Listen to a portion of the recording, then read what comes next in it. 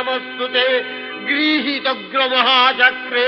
दंश्रध्रीतव सुन्दरे वराहरूपिणी शिवे नारायणी नमस्तुते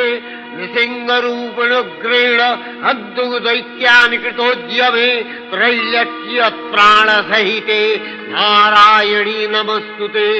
किरीटिनि महावज्रे सहस्रनयनोज्ज्वले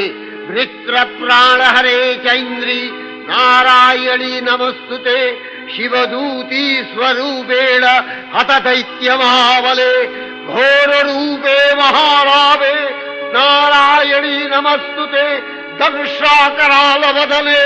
शिरोमाला विभूषणे चामुण्डे मूर्णवसने नारायणी नमस्तुते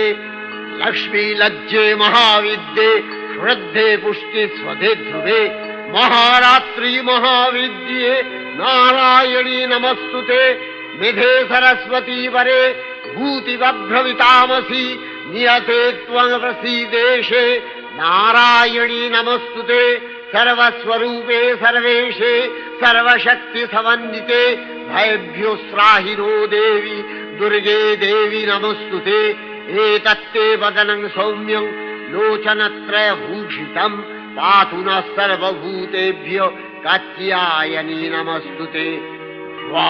ज्वालाकरालमत्युग्रं शेषासूरसूदनं त्रिशूलं पातु नो भीतिर्भद्रकाली नमस्तुते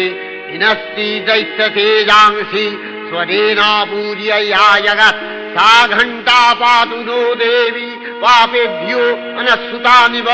असुराश्रिग्वसापङ्क चच्चितस्ते करज्वलः शूभाय खड्गो भवतु चर्डिके त्वाङ्नथा वयम् भोगानशेषान् अपहंसि तुष्टा